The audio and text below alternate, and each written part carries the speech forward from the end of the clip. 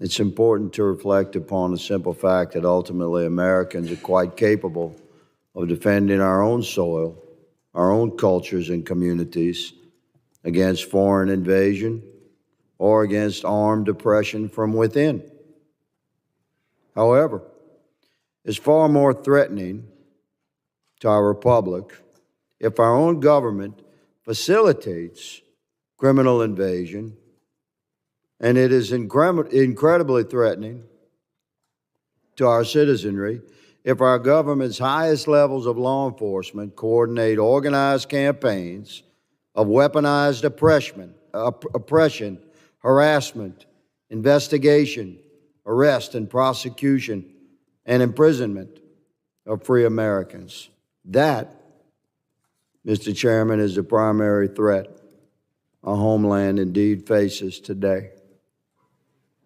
Secretary Mayorkas, I've noted you as a worthy adversary, sir, for 2.5 years, but my issue is not with you today. I'm done with you. I've completed my investigative work. It's quite extensive.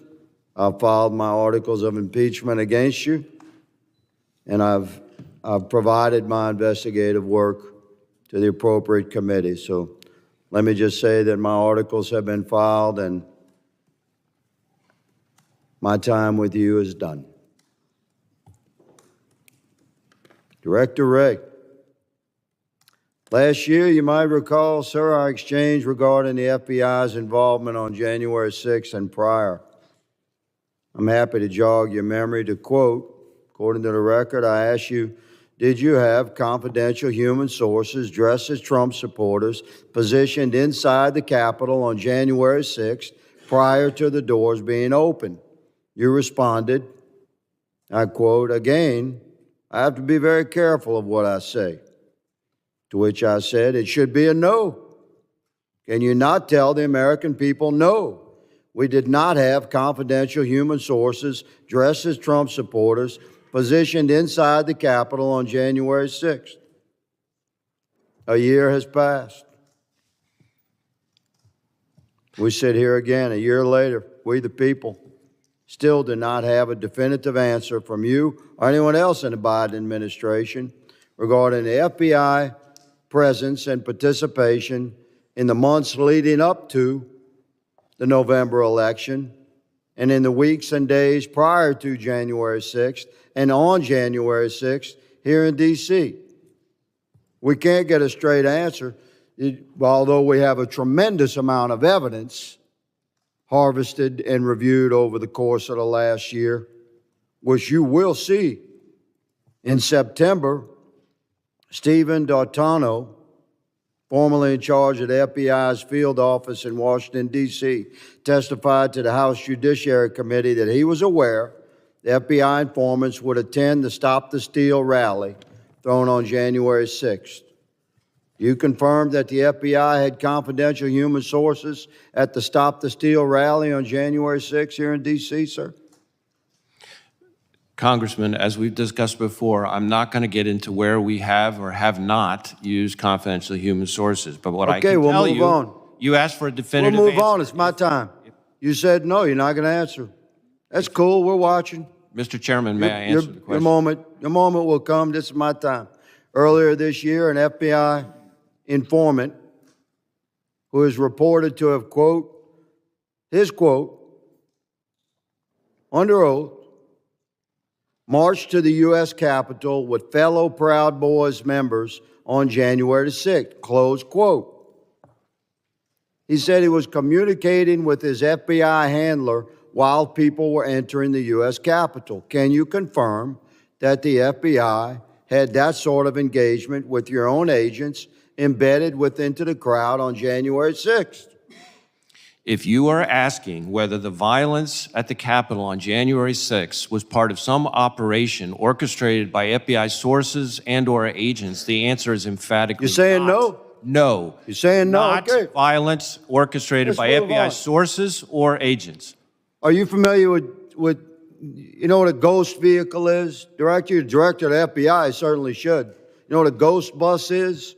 A ghost bus? Ghost bus. I'm not sure I've used that term before. Okay.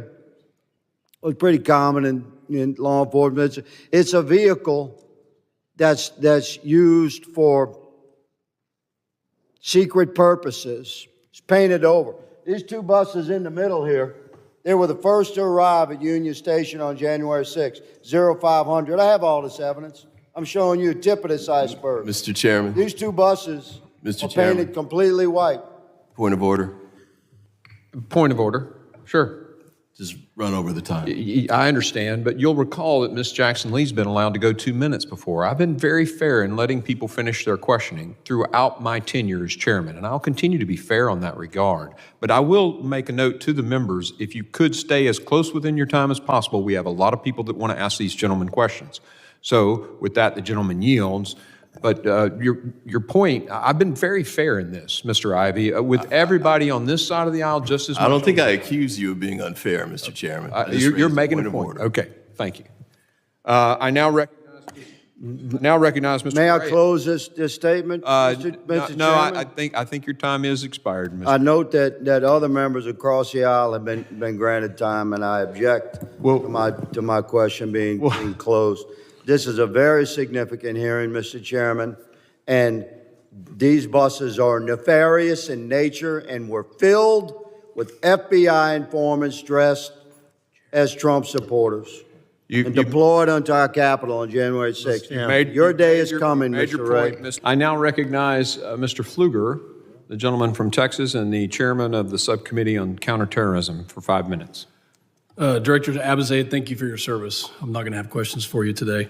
Mr. Chairman, we started this hearing by listening to Secretary Mayorkas talk about climate change as a threat to our country and obscure policies that need reauthorization, but not yet one mention of the southwest border and the 169 plus known or suspected terrorists that have entered this country. So I think it just shows you where the mindset is, and the American people know that. Director Ray, you said in front of the Senate committee last week, and you said again today, the reality is that terrorism threat has been elevated throughout 2023, but the ongoing war in the Middle East has raised the threat of an attack against Americans in the United States to a whole other level. Do you stand by that statement? Absolutely. If somebody is listed as a special interest alien or a KST, by the way, this is Trump era KSTs, and this is Mayorkas Biden era KSTs. If somebody's listed as a KST, is that a concerning person, somebody who could do harm to the United States? Well, to be on the watch list as a KST means that they've met the standard to be of concern. So they're concerning to the FBI. You're looking for these people. Yes. Are there people that are listed in these numbers? I think the number was 169. They may have amended that from CBP DHS, but are there people that you are still searching for that we don't know where they are in the United States? Of the known apprehensions, KSTs, known or suspected terror people, match list to the terror watch list. Well, are you still searching for people in the United States that we know match the terror watch list? I'm not sure I can answer that here because it's a constantly moving target. Ray, yes. Are there people that match the terror watch list that were apprehended by CBP that the FBI and other agencies are searching for in the United States? There are certainly individuals who are the subject of terrorism investigations that we are searching for. Are there Whether or not they're people, to me, I guess the distinction I'm drawing is, well, there's obviously a lot of focus on the watch list itself. One of the things that, and I've tried to be clear in my testimony here this morning, one of the areas that we are of concern is individuals who, once here, information later comes in. Are there people identifies that you them. don't? Those Are there people you have- don't know where they are that the FBI is searching for today? Yes. Yes or no? Yes. Secretary Mayorkas, is there a policy at DHS that requires CBP or any other agency involved with the vetting of individuals who match the terror watch list that requires these individuals to be detained? Does DHS have a policy of detainment for anybody who matches the terror watch list? Congressman, on September 30th of 2021, I promulgated a policy that articulated quite clearly and quite expressly that individuals who pose a threat to the public safety. of Is the there a American policy people, at DHS and CBP that requires detainment of people who match the terror watch list? It's very simple. that individuals who pose a threat to public safety or national security are a priority for enforcement? And if, in fact, Is they pose every such a- person that you have listed on the terror watch list detained right now? and if, in fact, they pose such a threat, they are to be detained? Okay, so why did you release people in the United States that match the terror watch list? Congressman, we do not release individuals. So you have detained every single person who matched the terror watch list that you apprehended at the southern border? If you would- 100%. If you would allow me to answer the question, Please answer it quickly. I don't need a filibuster. if we believe that the detention of an individual is necessary to safeguard the safety of the American people, we continue to detain them. Secretary, I'm going to reclaim my time.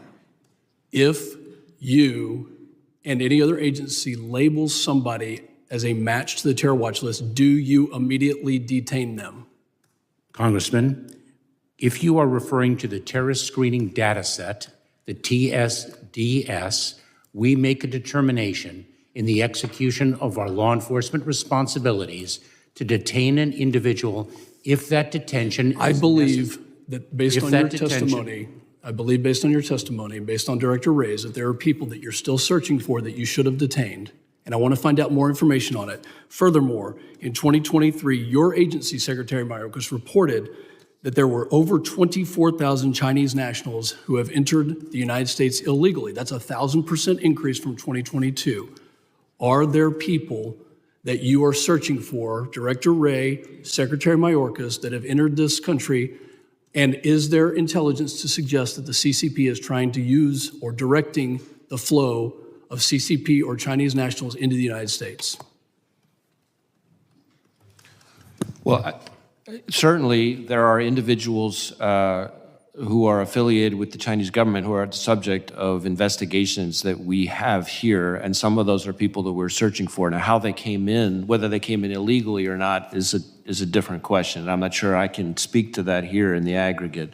But what I can tell you is that I've been very consistent in saying that there is no country that presents a broader, more comprehensive threat to our economic security, our national security, our innovation than the Chinese government. And they use non-traditional collectors, not just traditional intelligence operatives, to cause that threat. Secretary Mayorkas, based on Director Ray's testimony, that he believes that this threat is at a whole other level and you are not detaining people immediately, I am very concerned about the security of this nation and the fact that you have been derelict in your duty in securing our Gentleman's nation. And time I has yield back. expired.